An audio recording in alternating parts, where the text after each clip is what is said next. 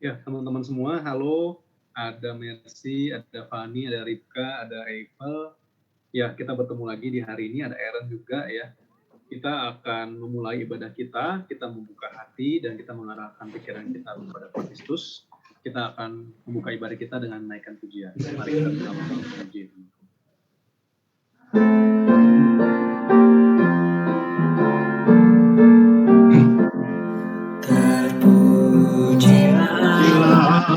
Hanya besar, begitu kasihnya untuk dunia cemar, sehingga diberilah putranya kudus, mengangkat manusia serta menebus.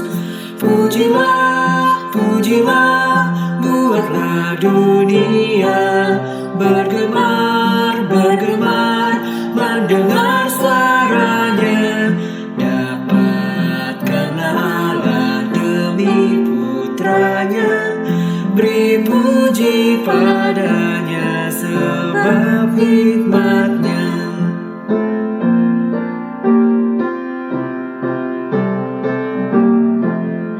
Dan darah anaknya lah yang menebus mereka yang yakinkan janji kudus.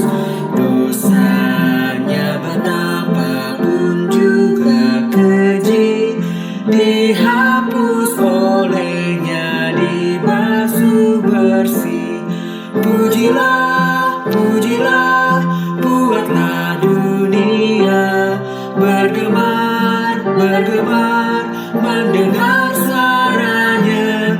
Dapatkanlah Allah demi putranya, beri puji padanya sebab hikmatnya.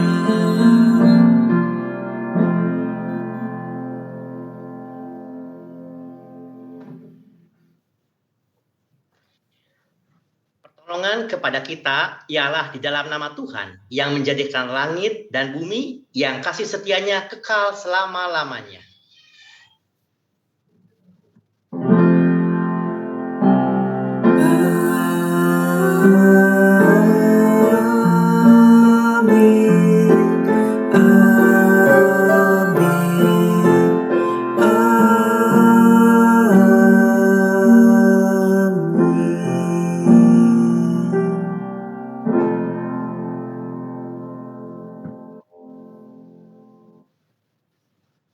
Kasih karunia dan damai sejahtera Allah menyertai saudara.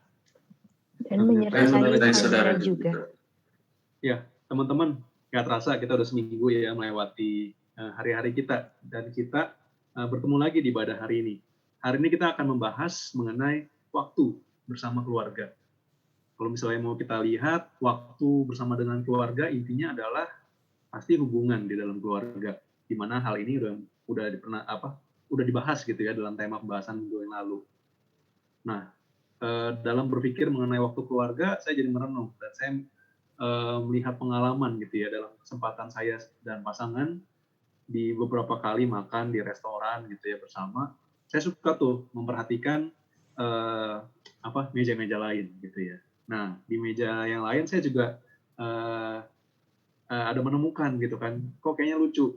Ada keluarga yang kumpul gitu kan, satu meja gitu ya. Nah, tapi jadi sibuk sendiri. Ada yang sibuk sama handphonenya, sibuk sama teleponnya, dan ada yang sibuk jadinya ngurusin hal sendiri-sendiri. Jadi ada bersama di dalam satu meja, tapi nggak ngobrol, nggak ada koneksi di sana gitu ya.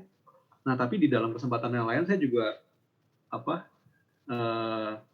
ketemu teman gitu ya, curhat-curhat. Dan teman ini saya tahu, teman ini saya lihat orangnya sangat sibuk banget. Malah kalau saya lihat dari pengalamannya setiap hari, nggak pernah tuh yang namanya pulang jam 7 malam. Pasti di atas jam 7 terus. Orangnya sibuk banget. Nah, tapi dari sana saya menemukan kisah yang menarik dari dia. Di mana dia di tengah-tengah kesibukannya, dia tetap menyempatkan chatting, atau ada perhatian-perhatian kecil, atau bawain sedikit barang gitu ya untuk keluarga dan pasangannya. Dari sana terbangun gitu kan ya hubungan, dan pasangannya merasa terdukung meskipun ya sibuk, waktunya sedikit gitu ya.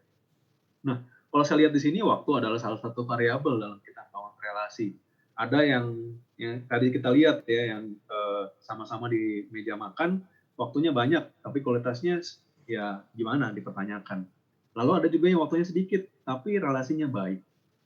Nah, dalam kita berelasi sekarang mungkin kasih tidak lagi menjadi yang terbesar gitu ya teman-teman. Sekarang kita dengar ada banyak mengenai fear of missing out gitu. Jadi kita nggak bisa lepas dari handphone, egois, sombong.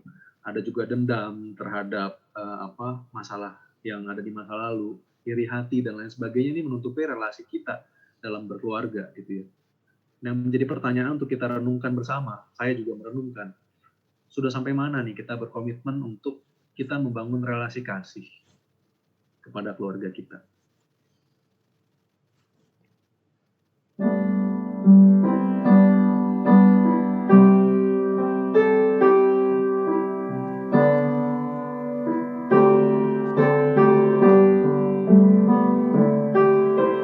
Bila ku renung dosaku padamu Tuhan,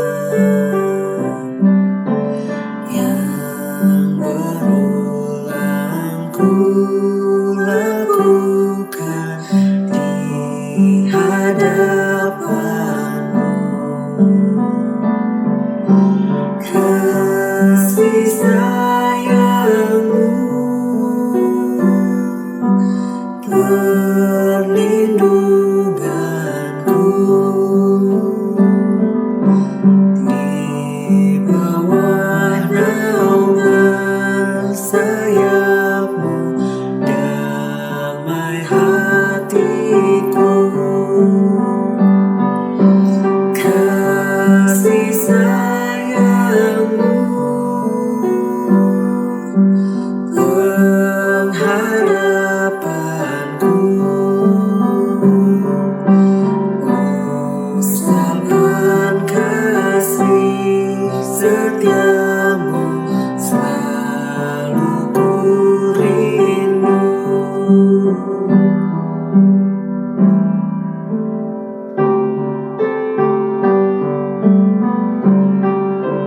Rasa angkuh dan sombongku masih menggoda,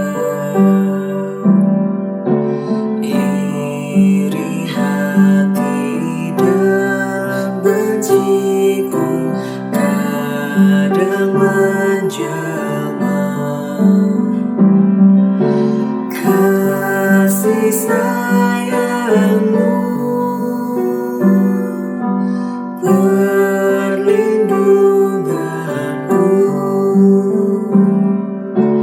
di bawah naungan sayapmu damai hatiku. Kasih sayangmu pengharapanku, usapan kasih setiamu selalu ku rindu.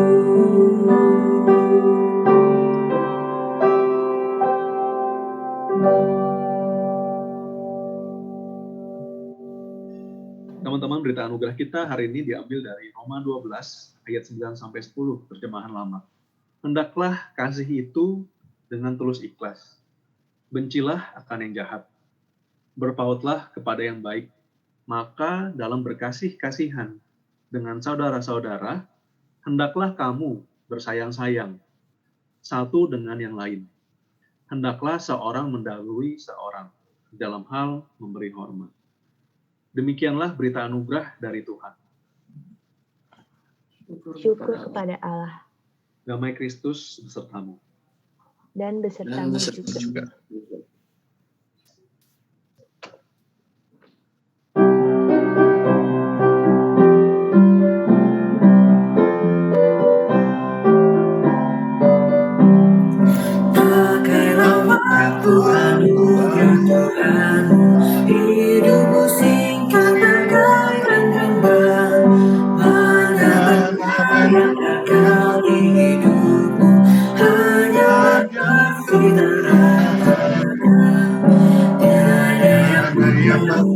Di dalam dunia segala yang indah pun akan lenyap, namun kasih-Mu demi Tuhan Yesus sungguh bernilai dan tinggal tetap.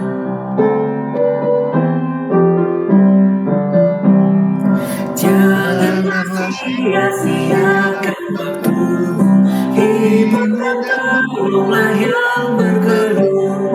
Biarlah lampu terus bercahaya, muliakanlah Tuhan di hidupmu. Tiada yang akan di dalam dunia, segala yang indah pun akan lenyap, namun kasih-Mu demi Tuhan Yesus sungguh bernilai dan tinggal tetap.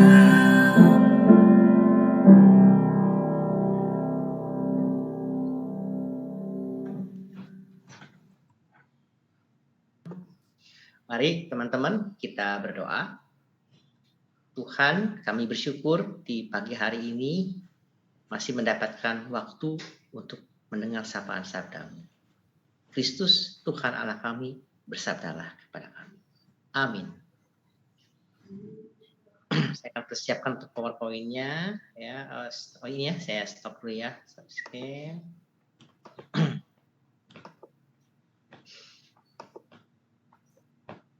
Ya, sudah nampak ya PowerPoint saya. Oke, teman-teman, kita akan merenungkan bagian firman Tuhan di dalam Yakobus ya. Yakobus pasal 4 ayat 13 sampai 17. Saya membacakan untuk kita semua, sudah ada di layar, saya siapkan ya. Jadi sekarang, hai kamu yang berkata, hari ini atau besok kami berangkat ke kota Anu, dan di sana kami akan tinggal setahun dan berdagang serta mendapat untung. Sedang kamu tidak tahu apa yang akan terjadi besok. Apakah arti hidupmu? Hidupmu itu sama seperti uap yang sebentar saja kelihatan, lalu lenyap. Sebenarnya kamu harus berkata, jika Tuhan menghendakinya, kami akan hidup dan berbuat ini dan itu. Tetapi sekarang kamu memegahkan diri dalam congkakmu, dan semua kemegahan yang demikian adalah salah.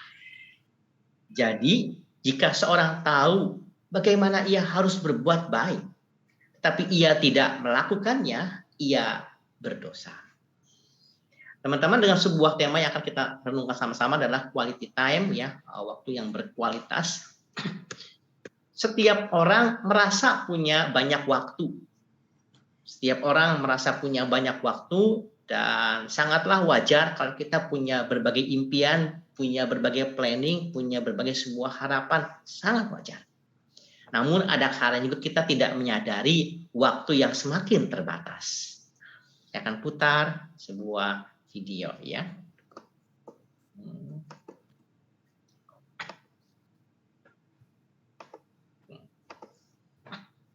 Videonya sudah ada ya. ผมอยากมีเวลามากกว่านี้ เวลาที่จะบอกลูกผมว่า ผมรักเขามากที่สุดในโลก ลุกขึ้นมาลุกเจ็บนิดเดียวเราลูกผู้ชายน่ะ อยากใช้เวลาเข้าใจเขามากกว่านี้ โกหกฉันเห็นแกไปมั่วสุมพวกดนตรีอะนั่นแหละบ้านเพื่อน อยากฟังในสิ่งที่เขาอยากพูด แน่แล้วใช่ไหมออกไป อยากคุย อยากฟังเพลงของเขา อยากขอโทษ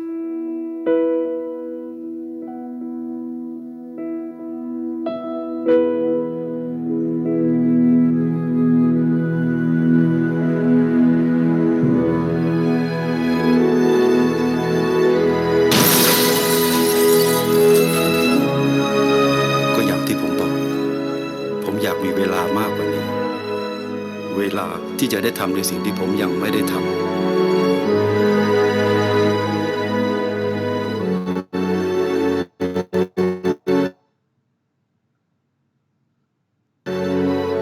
เวลา ที่จะรักและดูแลเขามากกว่านี้ Iya. Kembali.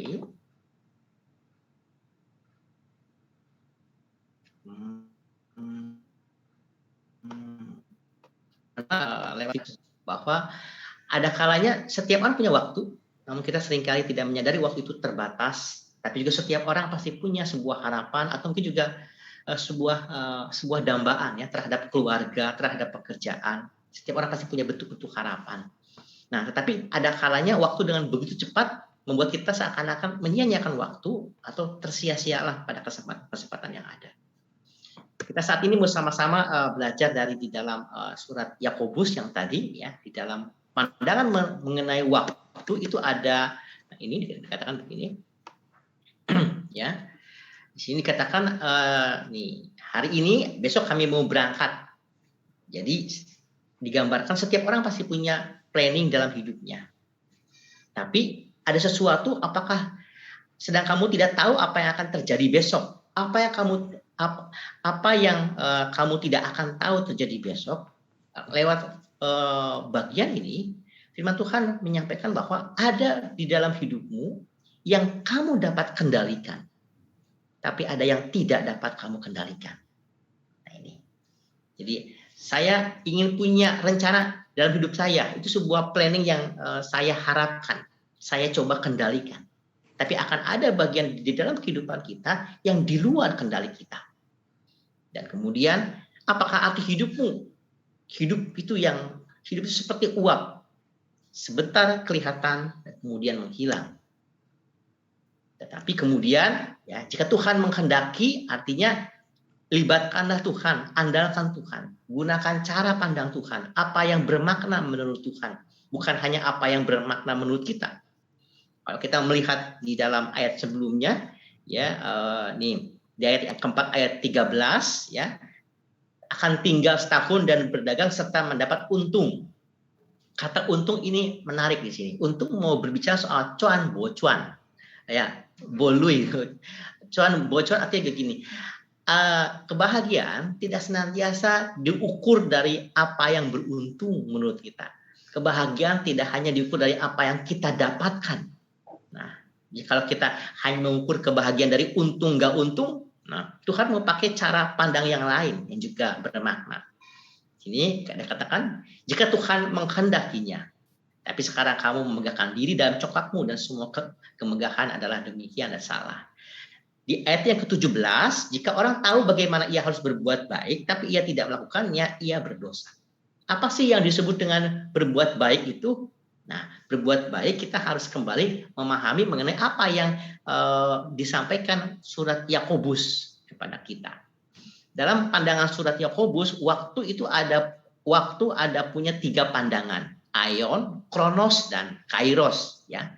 Kalau misalkan aion ada sesuatu yang bersifat kekal, dalam pengertian setiap orang diberikan waktu. Namun kronos, ya, setiap orang itu memiliki waktu yang berentetan. Senin, Selasa, Rabu, Kamis, ya, kemudian setiap orang punya waktu, ada rentetannya. Dan kemudian ada pandangan waktu yang bersifat kesempatan, yaitu kairos. Teman-teman begini. Jadi kalau misalkan kronos itu berbicara soal quantity, ya, yang terukur di dalam masa lalu. Sekuen, bayangkanlah seperti jam, tapi kemudian kalau misalkan kairos, ya, lebih kepada kualitas, kesempatan spiritual, ya. Nah, oleh karena itu berbicara mengenai waktu yang lebih dipandang sebagai kairos, kesempatan, mana yang lebih penting? Waktu sebagai kairos atau sebagai kronos? Jawabannya dua-duanya penting. Dua-duanya harus ada, gitu ya. Nggak mungkin berbicara soal kesempatan kalau tidak ada rentetan waktu. Jadi pendeta salah satu dosen begitu, pendeta Yusak pernah mengatakan baik kairos ataupun juga kronos, dua-duanya penting, harus saling melengkapi. Namun kita kenal adalah apa yang Tuhan harapkan di dalam kehidupan kita. kalau kita masih diberikan waktu oleh Tuhan, apa sih yang Tuhan mau untuk saya lakukan? Dengan demikian, Yakobus mau berbicara apa sih yang disebut dengan kalau kita tahu apa yang baik, tapi kita tidak melakukannya adalah dosa. Apa yang disebut dengan yang baik itu?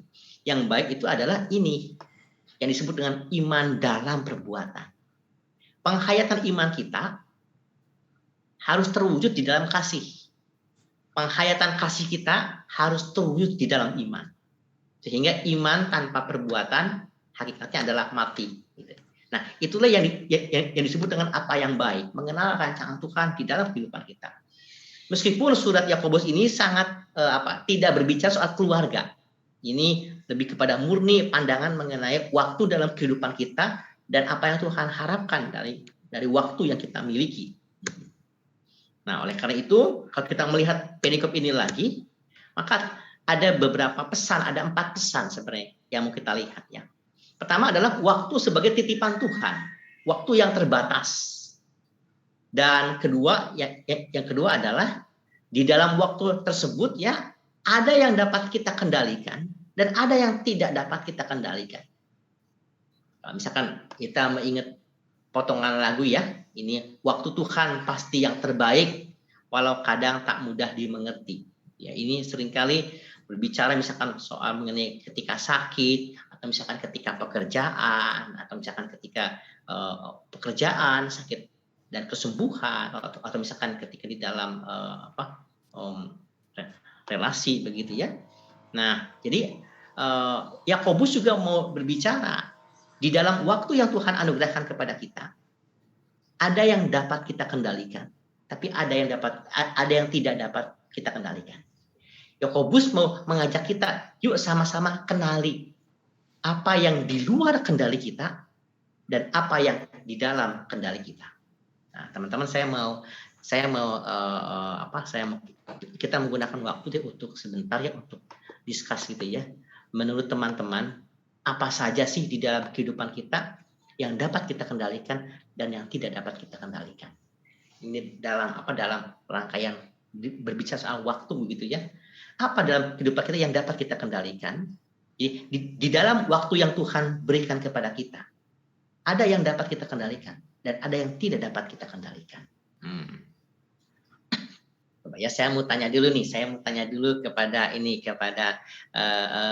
Joshua, ya. Apa dalam kehidupan kita boleh pilih salah satu yang dapat dikendalikan atau yang tidak dapat dikendalikan? Contohnya ya Pak ya? Dipilih aja, salah satunya begitu, salah satunya. Waktu yang tidak dapat dikendalikan, ya apa ya? Oke. Kalau misalnya terjadi sakit gitu ya, kita nggak tahu kapan. Tidak dapat dikendalikan. Oke, terima kasih. Arun. Oke, Arun. Ketika Arun ke Makassar, pasti ada 2 hal. Mana yang dalam kendali dan mana yang di luar kendali. Oke, Arun.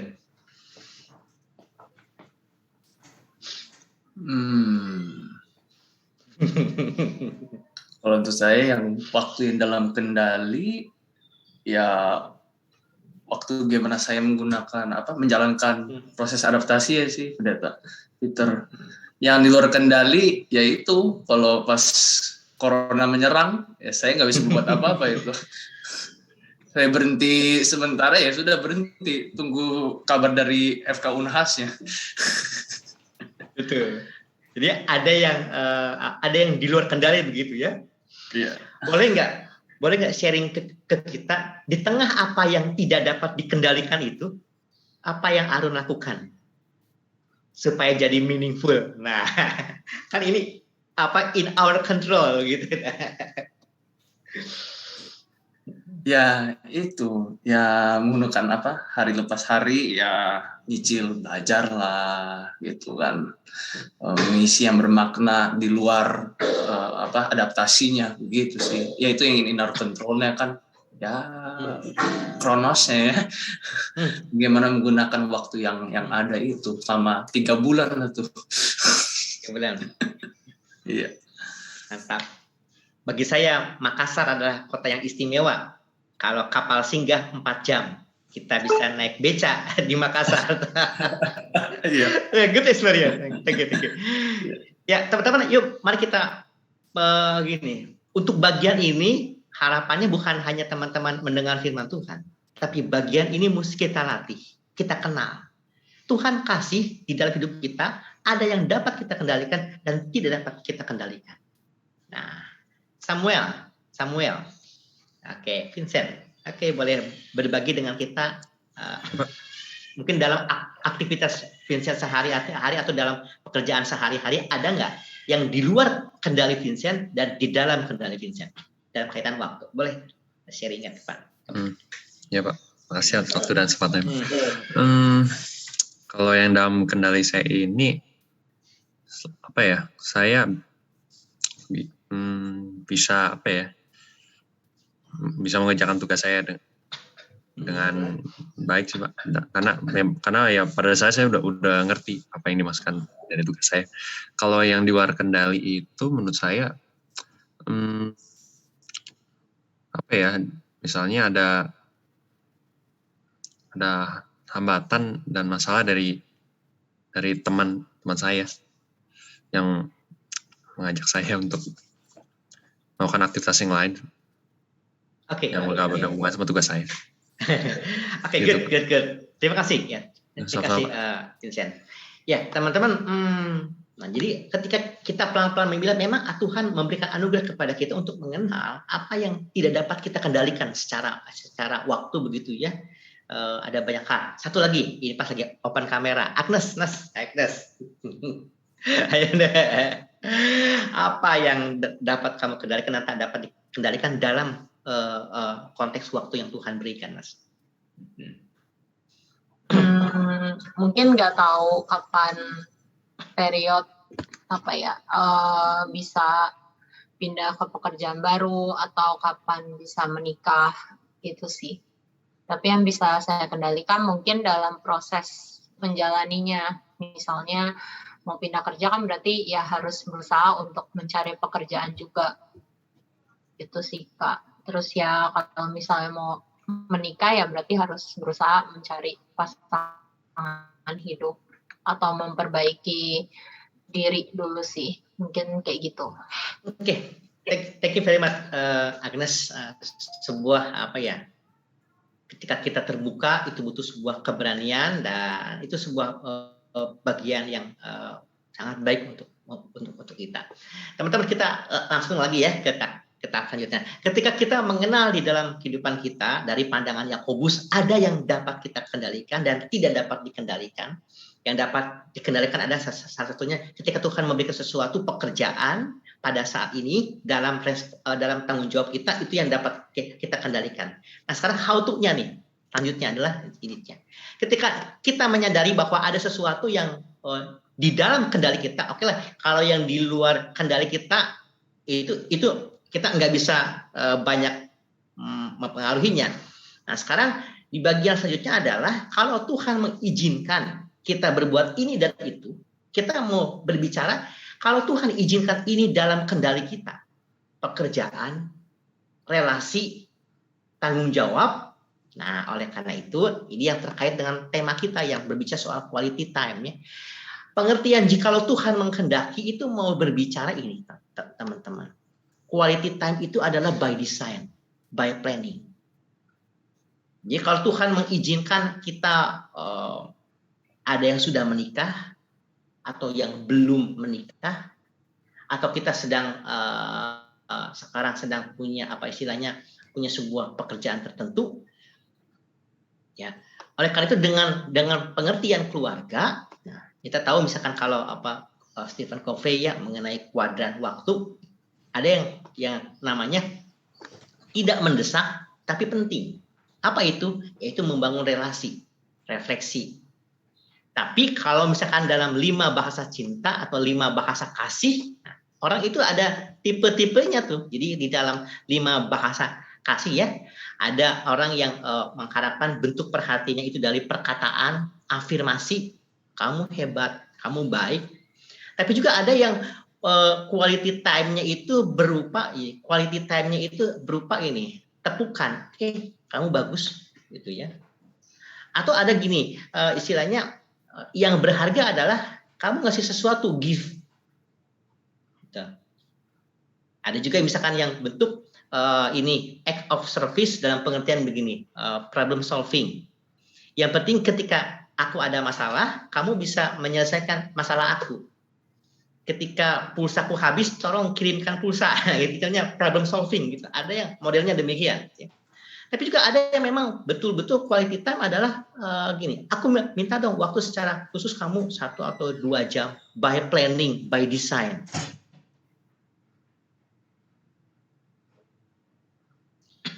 Kisah nyata. Ada seorang ibu punya 4 anak. Ya, suaminya udah meninggal. Anak 1, 2, 3, anaknya yang pinter. Sekolah di luar negeri, kemudian dia bekerja di luar negeri, kuliah di tempat yang sangat baik lah. Dan si ibu ini sangat membanggakan anaknya yang nomor 1, 2, dan 3. Dan anaknya yang keempat agak difabel, atau mungkin bahasa zaman dulu namanya anak cacat begitu ya. Sehingga si ibu ini kalau ada acara berfoto hanya menampilkan ketiga anaknya, seakan-akan anak yang keempat disembunyikan gitu. Nah, seiring waktu berjalan, pokoknya si ibu ini senantiasa membanggakan anaknya yang 1 sampai 3.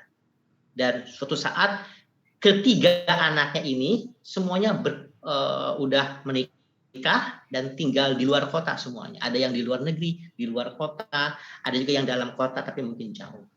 Nah, suatu kali si ibu ini ketika menjelang tahun baru berkata kepada anak-anaknya, anakku kumpul yuk, ini mau tahun baru, saya ingin kumpul.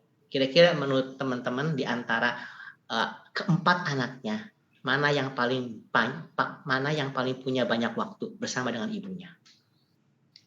Anak nomor berapa kira-kira? 4. Anak nomor 4. Anak yang pertama, saya lagi di luar negeri, maaf saya nggak bisa pulang tahun ini. Wajar, sangat wajar dan sangat normal. Yes. Atau mungkin ada anak yang di luar kota, maaf Mak, saya nggak bisa pulang. Tahun baru saya bisa pulang, saya ajak istri. Tapi ketika pulang, apa yang dapat dibayangkan, aduh Mak, habis keliling-keliling aja udah capek. Saya mungkin lebih baik tinggal di hotel aja lah daripada tinggal bersama dengan Mama. Misalkan begitu, bisa. Nah, teman-teman, dan akhirnya si anak yang keempat inilah yang dipandang cacat, yang tidak dipandang, Mah, bukankah aku senantiasa ada bersama dengan Mama? Nah, hal seperti ini namanya cara pandang apa ya? Butuh hikmah, teman-teman. Saya punya satu koko. Koko saya hanya lulusan SD. Dia SD, betul-betul SD, kelas 6 SD. Dia tidak melanjutkan ke sekolah SMP, tidak. Saya kuliah. Dan ketika saat ini, teman-teman, ketika saya sudah menikah, ya berkeluarga, mama saya tinggal sama koko saya di Serang. Gitu. Pada titik itu saya mengalami sebuah sedih gitu ya. Sesuatu yang tidak dipandang dunia, kamu hanya lulusan SD. Tapi pada akhir hidupnya, mama saya lebih punya banyak waktu bersama dengan koko saya. Saya yang sekolah S1, berkeluarga. Sekarang saya lebih sedikit waktu bersama dengan mama saya. Nah, hal-hal demikian saya menyadari bahwa untuk quality time butuh desain nih. Kalau saya bersama dengan anak saya, ya, saya sampaikan kepada istri sama Mbak, memang dari pagi sampai siang, sampai malam, saya punya banyak, jadi saya mengambil waktu minimal 3 jam. Jam 10 malam sampai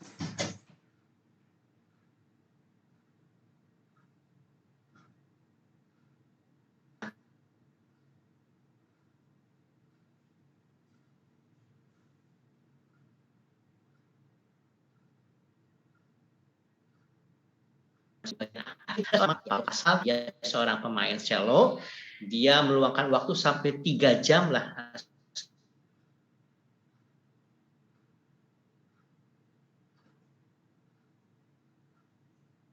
per hari dia main cello. Dan apa yang dia katakan, meski usia saya menua, ya, bagi saya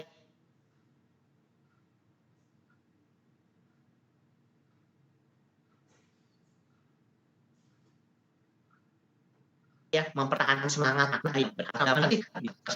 jiwa saya hilang.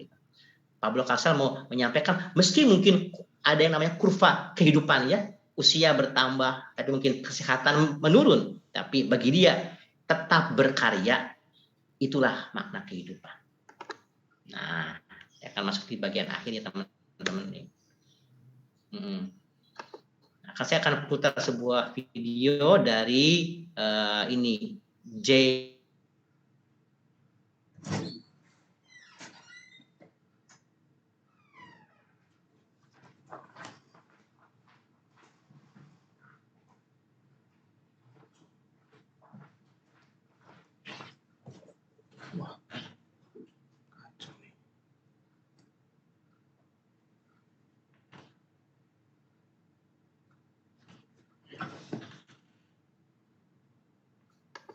Iya, saya share. Oke, teman-teman. Ya, sudah nampak ya videonya?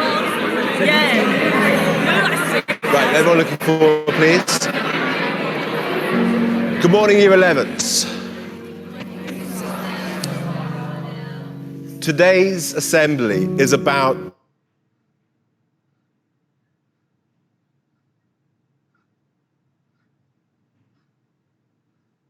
the start of the journey, the start of the rest of your lives. In 2 years' time, all of you will have been finishing your A-levels. In 3 years' time, you'll be studying across the world, studying at the university of your choice. In 5 years' time, you'll have started your careers. Many of you will be in this room working for the top institutions across the globe. You will then get married. You then may buy a house. In 10 years' time, your life will be set for you. In 15 years, you'll be 30. And from then on, your path, your life will be set. I'm sorry, Mr. Headmaster. Let me tell you why that approach may fail you. I know people who graduated at 21 and didn't get a job till they were 27. I know people who graduated late at 25 and they found work immediately. I know people who never went to university but found what they love at 18. I know people who found a job straight out of college, making decent money, but hate what they do. I know people who took gap years and found their purpose. I know people who were so sure about what they were going to do at 16 and changed their mind at 26. I know people who have children but are single. And I know people who are married but have had to wait 8 to 10 years to have children. I know people in relationships who love someone else. I know people who love each other but aren't together. So my point is, everything in life happens according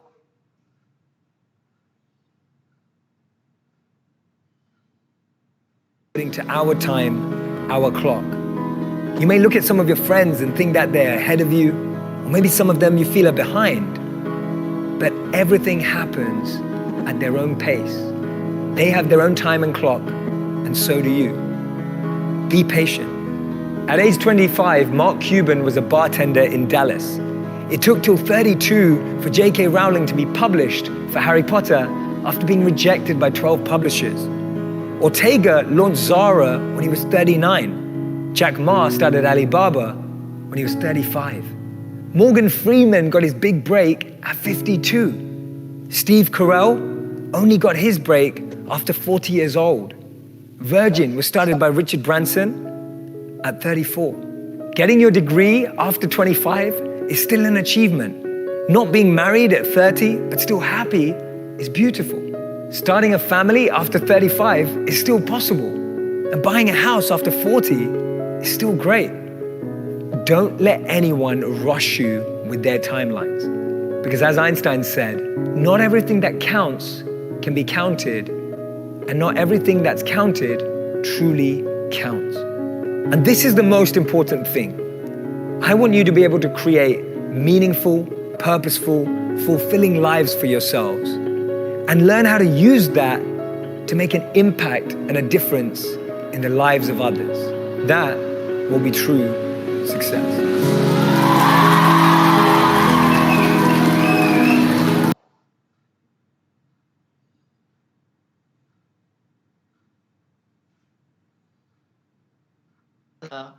Yang menarik dari video tersebut adalah setiap orang pasti punya waktunya, tetapi ketika kita sekarang mendapat bagian apa yang di dalam kendali kita, optimalkan itu, maksimalkan itu untuk jadi berkat. Sehingga kalau waktunya tiba, kalau yang udah memang kesempatan kita memang tiba, maka kita akan ada waktunya lah bagi begitu. Namun sebelum kita suksesnya tiba-tiba muncul, apa yang dalam kendali kita, termasuk quality time bersama dengan keluarga, optimalkan. Mumpung masih ada bersama dengan kita. Tuhan memberkati kita semua. Setiap orang pasti punya waktunya. Tapi yang utama, kendalikan apa yang Tuhan percayakan pada kita di saat waktu yang saat ini. Tuhan berkati kita semua. Amin.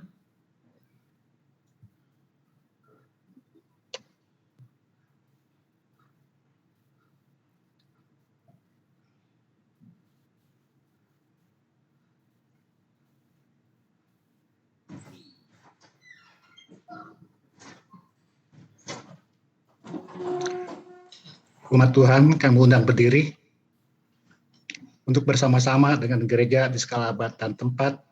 Marilah kita mengikrarkan pengakuan iman kita seturut dengan pengakuan iman rasuli yang berbunyi demikian. Aku percaya kepada Allah, Bapa yang Maha Kuasa, Khalik langit dan bumi, dan kepada Yesus Kristus, Anak yang tunggal Tuhan kita, yang dikandung dari Roh Kudus, lahir dari anak darah Maria, yang menderita sengsara di bawah pemerintahan Pontius Pilatus, disalibkan, mati, dan dikuburkan, turun ke dalam kerajaan maut. Pada hari yang ketiga, bangkit pula dari antara orang mati, naik ke surga, duduk di sebelah kanan Allah, Bapa yang Maha Kuasa. Dan dari sana ia akan datang untuk menghakimi orang yang hidup dan yang mati. Aku percaya kepada Roh Kudus, gereja yang kudus dan am, persekutuan orang kudus, pengampunan dosa, kebangkitan orang mati, dan hidup yang kekal. Amin. Silakan duduk kembali.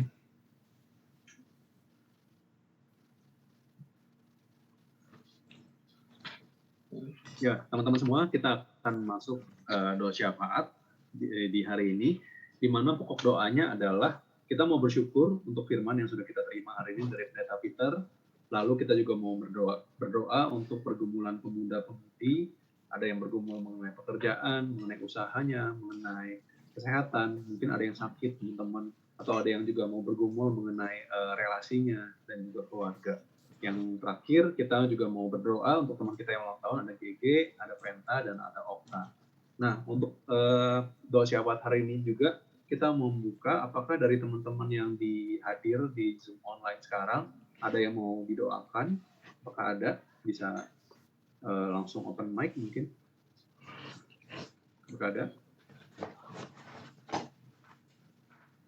Ya, kalau enggak apa-apa. Kita akan berdoa di pokok doa yang tertera. Saya persilakan Pendeta Peter untuk bisa memimpin kita dalam doa. Silakan Pak. Terima kasih teman-teman. Mari kita berdoa. Kristus, Tuhan yang memberikan kami waktu dalam kendali kami. Mampukanlah kami lebih banyak bersyukur ketika apa yang Tuhan percayakan kepada kami saat ini.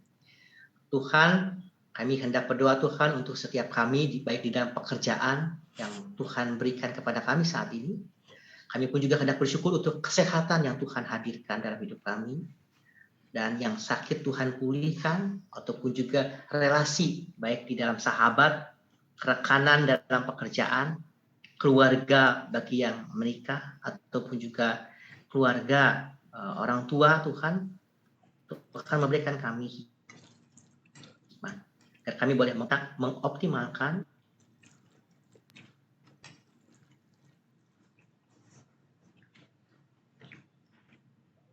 dan kami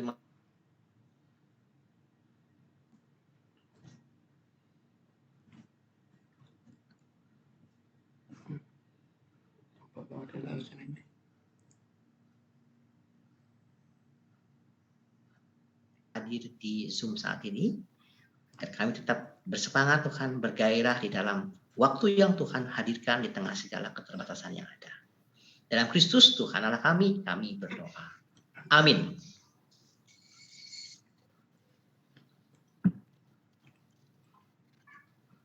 Marilah kita mengungkapkan rasa syukur kita dengan memberikan persembahan syukur sambil mengingat firman Tuhan dalam Matius 5 ayat 23 dan 24. Sebab itu, jika engkau mempersembahkan persembahanmu di atas mezbah, dan engkau teringat akan sesuatu yang ada dalam hati saudaramu terhadap engkau, tinggalkanlah persembahanmu di depan mezbah, dan pergilah berdamai dahulu dengan saudaramu, lalu kembali untuk mempersembahkan.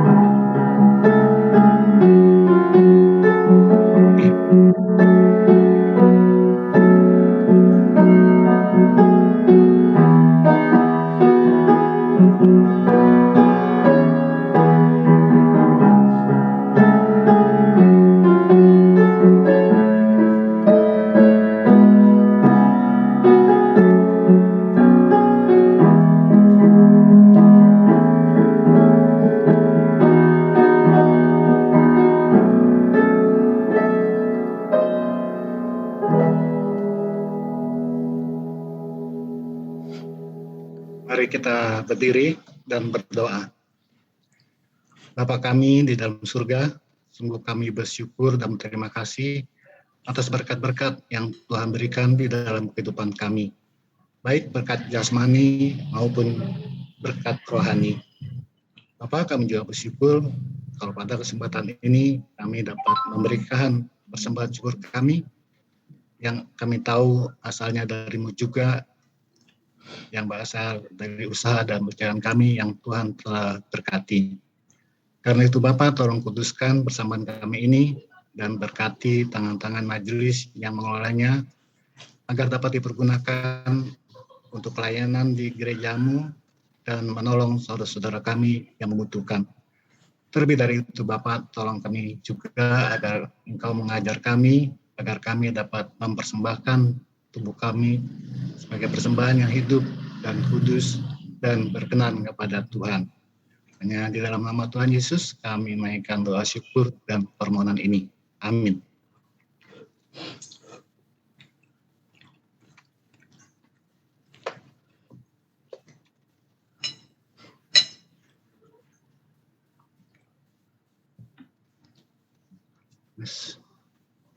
Ya, teman-teman semua, waktu adalah sesuatu yang terbatas ya, yang kita punya di dalam dunia ini. Sehingga ya pasti Tuhan mau untuk kita bisa membangun relasi yang terbaik dengan keluarga kita, di mana keluarga Kristus adalah cerminan dari komitmen kasih kita dan penyerahan diri satu sama lain. Dan dasar dari pemersatu kita semua adalah Kristus yang selalu hadir sebagai tamu yang tetap. Mari kita membangun kasih dan membangun cinta di dalam waktu kita bersama dengan keluarga.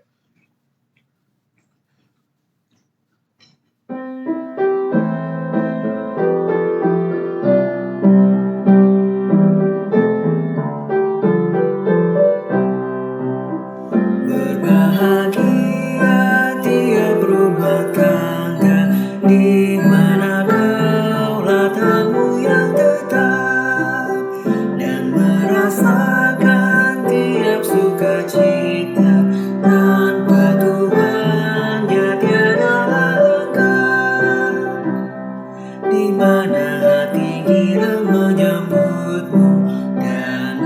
memandangmu dengan berseri. Tiap anggota menanti sabdamu dan taat akan firman yang kau beri.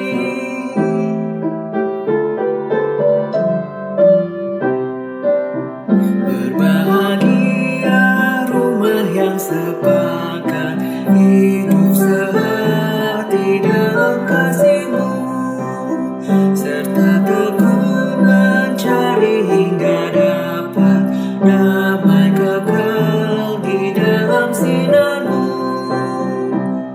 di mana suka duka kan dibagi, ikatan kasih semakin teguh. Di luar Tuhan tidak ada lagi yang dapat memberi berkat penuh.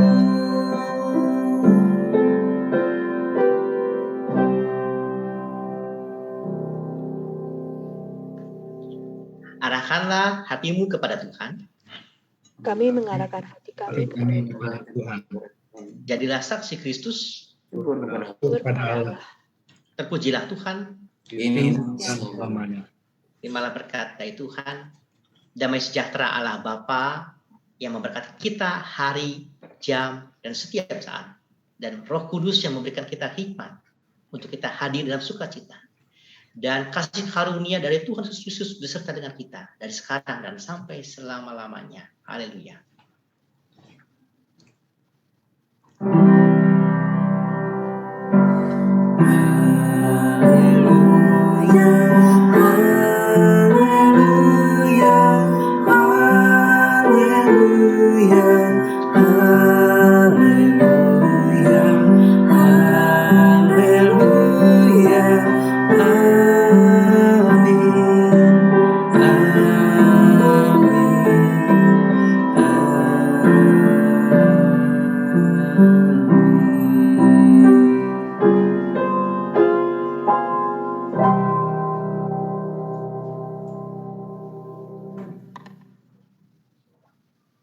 Untuk teman-teman dipersilakan untuk mengambil.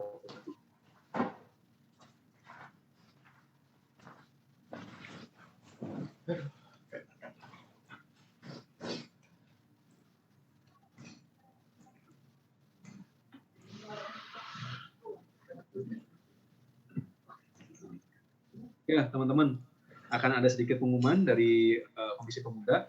Yang pertama, ibadah minggu depan kita punya tema ibadah keluarga dibawakan oleh Pendeta Lucia Wijaya. Nah, kita akan ketemu lagi di minggu depan. Dan yang akan melayani adalah Penatua Felicia, lalu ada Liturgos Leni, pemusik Gracia, songwriter Audrey dan Edward, multimedia Sandy, publikasi Novia, editor Gracia. Ya, mengucapkan selamat melayani untuk teman-teman yang akan melayani di minggu depan. Dan untuk pelayan di hari ini ada Pendeta Peter, ada Penatua Yosef, lalu ada pemusik Samuel, songwriter Stefani dan Randy, ada multimedia Lian, publikasi Gwen, dan editornya April. Ya, dari Komisi Pemuda mengucapkan terima kasih untuk para pelayan yang sudah terlibat melayani di hari ini. Selanjutnya, ya untuk bulan keluarga di GKI Samanhudi ada beberapa gerakan dan acara yang dijalankan, yaitu ada gerakan doa bersama, gerakan menyapa dan mendoakan umat, lalu ada terakhir ada webinar Merit Check Up. Nah, ini untuk teman-teman yang tertarik dan mau ikutan, bisa menghubungi pengurus pemuda untuk informasi lebih lanjut. Lalu, selanjutnya untuk kegiatan pembinaan di Samanhudi, ini ada kelas memimpin. Nah, ini kelas yang paling akhir ya. Dan akan diadakan terakhir di 23 Oktober ini dengan tema Conflict Resolution. Nah, ini cukup menarik ya, dibawakan oleh Kak Ekan Sgeri, mulai jam 10 sampai jam 12 siang. Dan yang terakhir ada pengumuman lagi dari, nah ini nggak bosan-bosan, online English class, gitu ya. Masih ada tiga pertemuan lagi di 23 Oktober, 30 dan 6 November. Ada temanya debate class, report class, dan terakhir ada final class. Nah untuk teman-teman yang mau ikutan bisa hubungin dan mendaftar ke pengurus juga. Dan yang, nah kita mau menyelamatkan teman-teman kita yang berulang tahun di dalam minggu ini. Ada GG, Penta, dan Okta. Nah, saya pengen lihat, ada nggak ya? Kalau ada, kita bisa mau langsung ucapin nih. Penta nggak ada semua ya kayaknya ya. Ada nggak Dep? Nggak ada, Jos.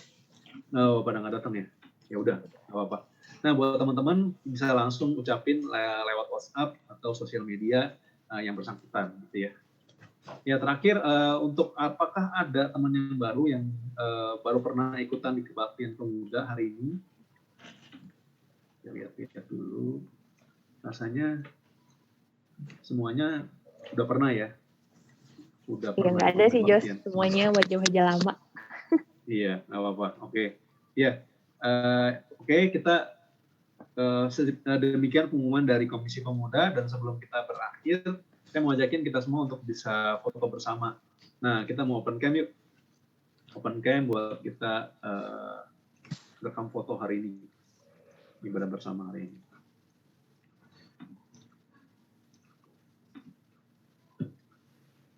Wahyu bisa minta, Wahyu lagi, Lian ya, Lian.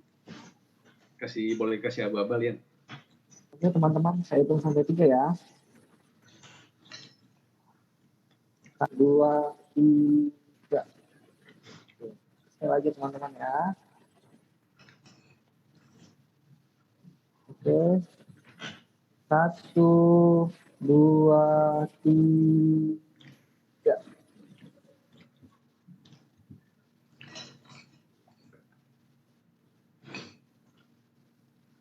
Sudah? Oke. Oke. Udah, thank you semuanya buat teman-teman. Selamat hari Minggu semua. Gabung. Hari Minggu semuanya. Selamat hari Minggu, teman-teman ya. Oke, ada Esra, Rifani, Deborah, Arisa, Tarigan, menjua-jua kita kelina ya. Janari kami, Janari ikutan dunia.